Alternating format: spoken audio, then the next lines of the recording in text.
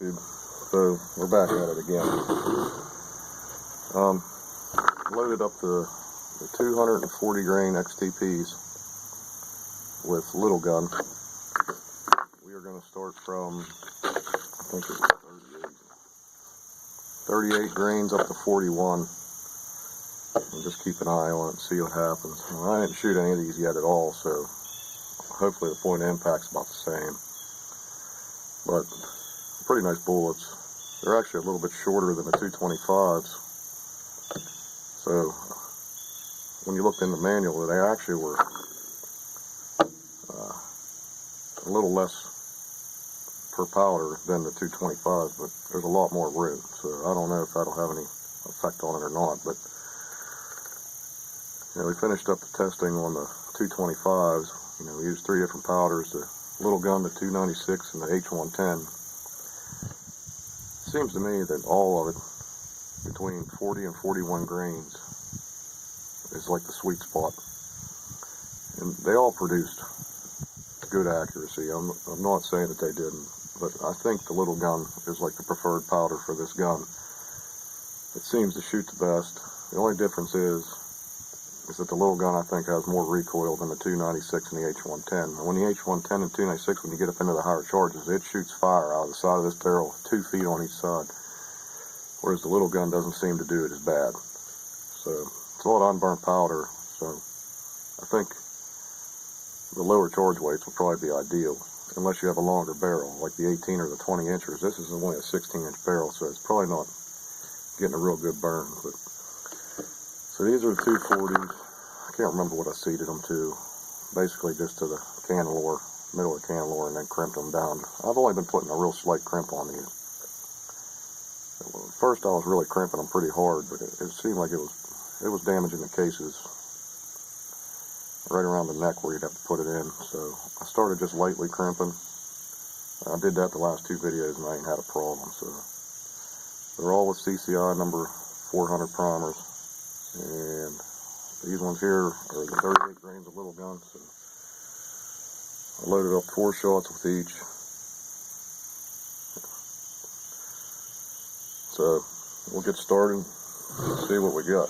I did move the scope back just a hair, but I came down the other day. I had 2 of the FTXs left, and I got it right back on with no problem. But so, all right, we're gonna start. See what we get. Hopefully, these are hitting the paper. Also, got a little better rest for the back of the gun instead of a towel, so that'll help keep this a little steadier. I noticed a difference already. So.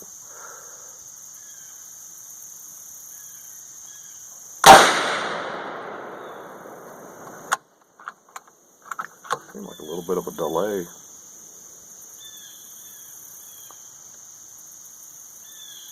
Looks okay, but a little bit flat right off the bat. That was the 38 grains. Let's try another one. Almost seemed like there was a delay in the ignition.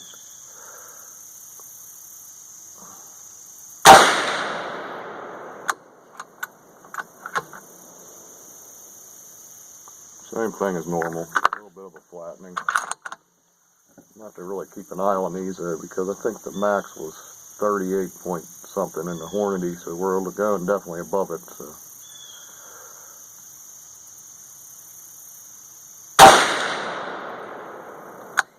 Good so far.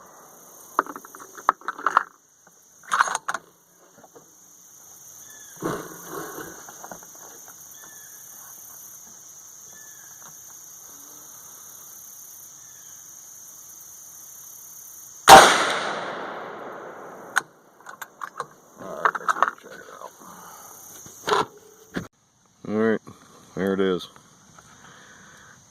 That's a 1-inch circle, so it's probably getting close to, I'd say, a 2-inch group.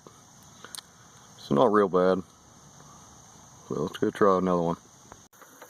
Alright, so first group was about 2 inches. Looking at the primers, they're pretty flat. I mean, this gun seems to do it every time, but I'm gonna have to watch these ones. You know, these loads are getting above the factory specs, so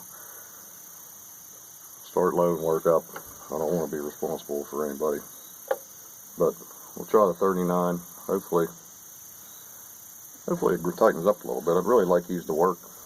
Kind of like these bullets, but you know, I don't want to waste a bunch of money on them if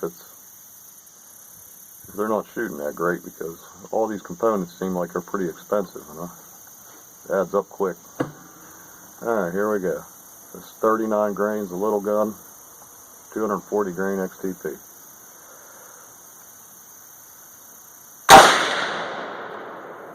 Definitely a little bit more power.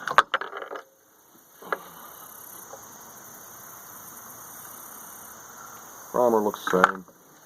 Same as last time. Same as basically every time. It just gets a flat, but it's not like horrible. Here we go.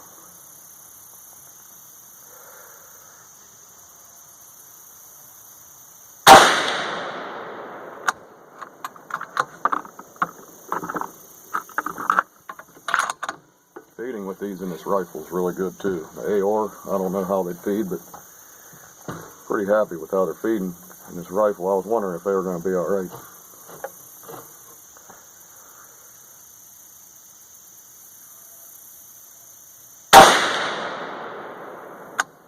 Open up.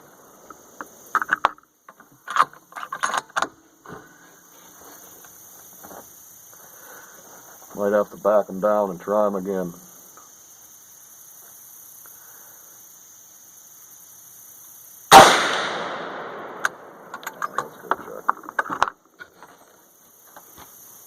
Alright, definitely got a bigger group. That's getting close to a 3-inch. I mean, these three weren't bad, but this was my second shot here, so I'm gonna have to say every bit of 2 inches. That's about 2.5. So it definitely opened up a little bit with the higher charge, so we'll see what the next one does. Alright, so I'm kind of disappointed, but I'm not, because they are a pistol bullet. Yeah, these are made for .454 heavy 45 Colts, 460. We got them in a 450 Bushmaster, trying to push them 2,400 feet a second. They're flying true, but they're not as accurate. You know, aerodynamics has a lot to do with that too. But I figure an 1.5 inch group, that'll be plenty for these. So let's see what they do here. Hold on one second. Alright, I had to get a new set of earplugs here. These ones were driving me nuts. Okay, let's try the 40 grains. Like I said, pressure looks the same as 38, 39, so hopefully we hit a little bit of an accuracy nose at some point. Here we go, 40 grain.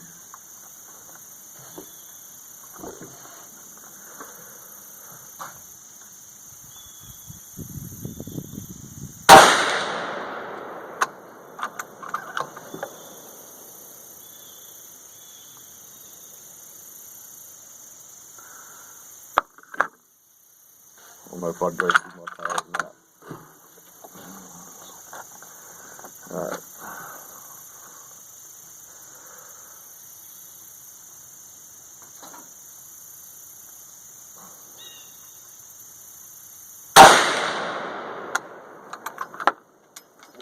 Get that.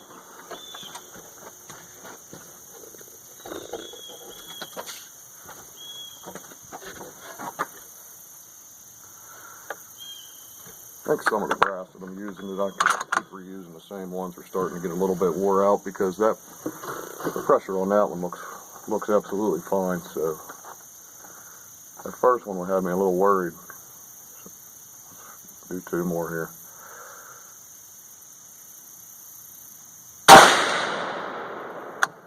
I'll tell you one thing, as long as I don't pull this last shot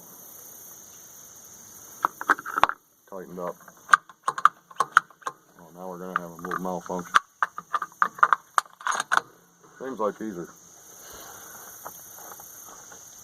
The magazine has too much play in it, and the bullets move around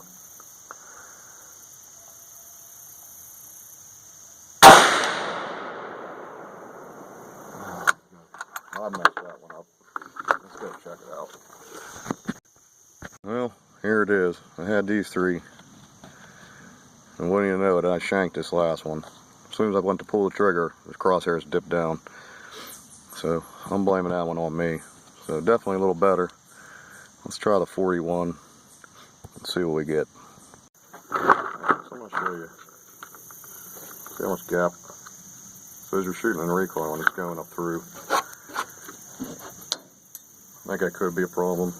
Just something to note. What happened on the last shot, I keep these bipods kind of in the crack of the bench and kind of push forward on them a little bit. And right when I went to shoot, the left side popped out and kind of dipped me a little bit. But I ain't making no excuses. But probably would have had a real nice group. Alright. These will be the 41s. I'll have to watch them because that first shot on that last string of shells had a pretty flat and primer, but the rest of them all look the same. I don't know what happened. So I'm hoping maybe, you know, the bullet didn't push forward. I got a pretty good crimp on them, but like I said, this casings on these, I'm going to have to get some different casings here. Alright, this will be 41 grains of little gun 240 grain XTP.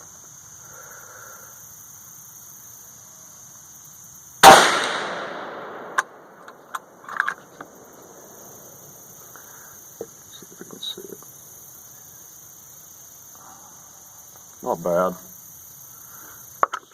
Slight flattening. Same thing we always got. Not really majorly worried about it. Alright. Next one.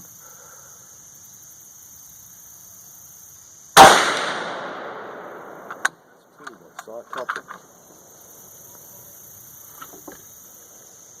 41. Uh-oh. Where's messing up that? Seems like I have to take two shots. Kind of sliding forward a little bit in the magazine, so keep that as a little note, especially if you're hunting.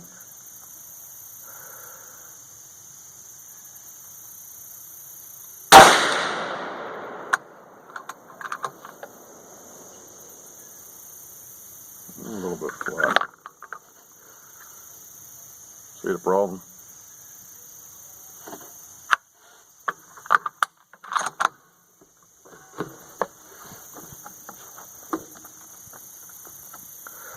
Alright, last one.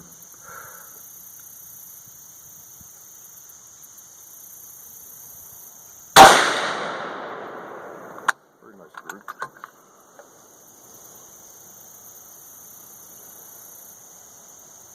A little bit flat. I don't know if you can see that one. Let's check them out. Alright, so that's the 41. Probably right around 1.5 inch group. But nice little pattern. I'm happy with that. Happy with the 38 grains too. I think probably could tighten that up too. So let's go back to the bench.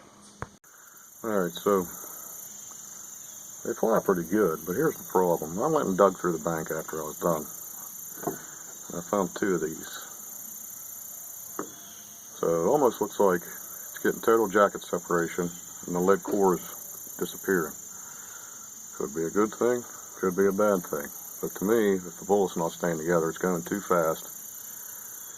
So I think what I'm going to do is, I mean, we know we got accuracy in the higher charges. I think what I'm going to do is go below 38 grains. Maybe do like a workup from like 35 to 37.5, something like that. Let's see what the accuracy's like with that, and see maybe if I can recover some more bullets in the bank to see what kind of, you know, if the bullet's holding together.